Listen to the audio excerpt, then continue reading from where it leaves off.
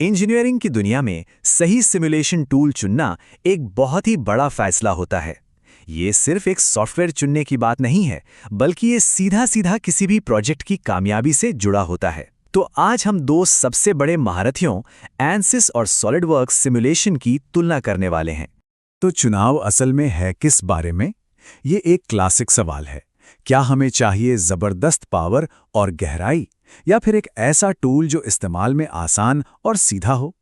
एनसिस और सॉलिडवर्क्स के बीच का चुनाव असल में इसी दुविधा का हल ढूंढने जैसा है। ठीक है, तो चलिए इस मुकाबले को शुरू करते हैं। इस सिमुलेशन शोडाउन में हमारे पास दो बड़े खिलाड़ी हैं। एक तरफ है द स्पेशलिस्ट और दूसरी तरफ है द इंटीग्रेटर। आइए जरा और करीब से जानते हैं इन्हें। तो मैदान में सबसे पहले है एनसिस, जिसे हम विशेषज्ञ या पावर हाउस भी कह सकते हैं। ये अपनी डीप एनालिसिस और ज़बरदस्त सटीकता के लिए जाना जाता है। और जब बात आती है ना कॉम्प्लेक्स एनालिसिस की, तो सच में इसका कोई मुकाबला नहीं है। तो असल में एनसिस है क्या? देखिए, ये एक इंजीनियरिंग सिमुलेशन का पावर हाउस है। मतलब फाइनाइट एलिमेंट एनालिसिस यानी FEA से लेकर कंप्यूटेशनल फ्लूइड डायनामिक्स यानी CFD तक। ये स्ट्रक्चरल, थर्मल, फ्लूइड, इलेक्ट्रोमैग्नेटिक हर तरह के एनालिसिस में बहुत गहराई तक जाता है, और वो भी कमाल के एक्यूरेसी के साथ। एनसिस की असली ताकत ना इसके फीचर्स में है। पहली बात, इसकी एनालिसिस करने की क्षमताएं बहुत ही वाइड हैं। दूसरी, इसके एडवांस्ड सॉल्वर्स की वजह से रिजल्ट्स बहुत ज़्यादा सटीक आते हैं। बड़े से बड़े कॉम्प्लेक्स से कॉम्प्लेक्स प्रोजेक्ट्स को ये आराम से हैंडल कर लेता है। और हाँ, इसे अपनी ज़रूरत के हिसाब से कस्टमाइज करने के भी काफ़ी ऑप्शन हैं।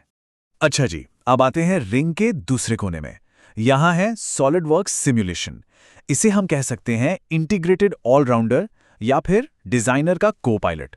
और इसका सबसे बड़ा प्लस पॉइंट, इसका इस्तेमाल में आसान होना और डिजाइन प्रोसेस के साथ इसका एकदम जुड़ा होना। एनसिस से ये अलग कैसे है? देखिए, सॉलिडवर्क्स सिमुलेशन कोई अलग से सॉफ्टवेयर नहीं है। ये सॉलिडवर्क्स कैड सूट के अंदर ही आता है। इसका मतलब ये हुआ कि डिज़ाइनर को अपना डिज़ाइन छोड़कर कहीं और जाने की ज़रूरत ही नहीं पड़ती। एनालिसिस वहीं के वहीं हो जाता है। इसका मेन काम है डिज़ाइन को वैलिडेट करना। तो सॉलिडवर्क्स सिमुलेशन की सबसे बड़ी खासियत क्या है? इसकी सादगी। इसका इंटरफेस इतना आसान है, खासकर उनके लिए जो पहले से सॉलिडवर्क्स यूज़ कर रहे हैं। और कैड के साथ इसका जो इंटीग्रेशन है ना, उससे काम बहुत तेजी से होता है। आमतौर पर ये एनसिस से काफ़ी सस्ता भी पड़ता है, और डिज़ाइन वैलिडेशन के लिए तो ये एक बेहतरीन टूल है ही। ठीक है, तो अब जब हम दोनों खिलाड़ियों से मिल चुके हैं, तो अब बारी है आमने सामने की टक्कर की। चलिए देखते हैं कि अलग अलग पैरामीटर्स पर कौन कहां टिकता है। राउंड 1, एनालिसिस की गहराई। और यहाँ एनसिस साफ साफ बाजी मार ले जाता है। ये कई अलग अलग डोमेन में बहुत ही डीप और कॉम्प्रिहेंसिव एनालिसिस देता है। दूसरी तरफ सॉलिडवर्क्स सिमुलेशन सीधे साधे सिमुलेशंस और डिज़ाइन को फटाफट चेक करने के लिए बेस्ट है। अब आता है राउंड 2, यूज़र एक्सपीरियंस। और यहाँ कहानी पूरी तरह से पलट जाती है। एनसिस को सीखने में काफ़ी टाइम और एफर्ट लगता है। इसमें मास्टर बनने के लिए बाकायदा ट्रेनिंग चाहिए। वहीं दूसरी तरफ सॉलिडवर्क्स सिमुलेशन बहुत ही आसान है, कोई भी इसे काफ़ी जल्दी सीख सकता है। राउंड 3, इंडस्ट्री में इनका इस्तेमाल कहाँ होता है? तो देखिए, एनसिस को ज़्यादातर एरोस्पेस, ऑटोमोटिव और एनर्जी जैसी इंडस्ट्रीज में इस्तेमाल किया जाता है। मतलब जहां एक्यूरेसी और डीप एनालिसिस सबसे ज़रूरी है। वहीं SolidWorks simulation consumer products, machinery और इक्विपमेंट डिज़ाइन जैसी फील्ड्स में ज़्यादा देखने को मिलेगा।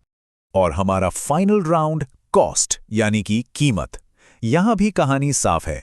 अपने एडवांस्ड फीचर्स की वजह से एनसिस आमतौर पर ज्यादा महंगा पड़ता है, जबकि सॉलिडवर्क्स सिमुलेशन एक ज्यादा बजट फ्रेंडली ऑप्शन है, जो इसे छोटे बिजनेसेस और इंडिविजुअल यूजर्स के लिए काफी अच्छा बना देता है। तो चलिए इस पूरे मुकाबले को फटाफट से इस टेबल में समेट लेते हैं। एनालिसिस की गहराई, एनसिस हाई, सॉलिडवर्क्स मीडियम। इस्तेमाल में आसानी, यहाँ सॉलिडवर्क्स हाई, एनसिस लो। मेन यूज क्या है? एनसिस का है कॉम्प्लेक्स सिमुलेशन और सॉलिडवर्क्स का डिजाइन वैलिडेशन। और आखिर में कॉस्ट, एनसिस महंगा है, सॉलिडवर्क्स सस्ता। एकदम क्लियर कट कंपैरिजन है। तो विनर कौन है? इसका जवाब इतना सीधा नहीं है। असली सवाल यह है कि इन सब बातों को जानकर सही चुनाव कैसे किया जाए, क्योंकि आखिरकार फैसला तो हमेशा जरूरत पर ही डिपेंड करेगा कि काम क्या है। और ये बात इस कोट में बिल्कुल सही कही गई है।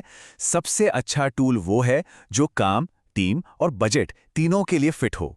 कोई एक बेस्ट टूल नहीं है, बेस्ट टूल वही है जो किसी खास प्रोजेक्ट, टीम की स्किल और बजट के हिसाब से सही बैठे। तो फिर अपना चैंपियन चुने कैसे? इसके लिए ये 3 आसान स्टेप्स हैं। नंबर 1, अपने प्रोजेक्ट की कॉम्प्लेक्सिटी को समझें। क्या आपको सच में बहुत डीप एनालिसिस चाहिए? नंबर 2, अपनी टीम की एक्सपर्टीज देखें। क्या उनके पास एंसिस जैसा टूल चलाने का एक्सपीरियंस है? और नंबर 3, जाहिर है, अपने बजट को ध्यान में रखें। तो कुल मिला के बात यह है, अगर आपको चाहिए बेजोड़ एनालिटिकल पावर और गहराई, तो एंसिस सही रहेगा। लेकिन अगर आपकी प्राथमिकता स्पीड, कैड के साथ इंटीग्रेशन और आसानी है, तो सॉलिडवर्क्स सिमुलेशन बेहतर ऑप्शन है। ये असल में पावर और सिंप्लिसिटी के बीच का एक ट्रेड ऑफ है।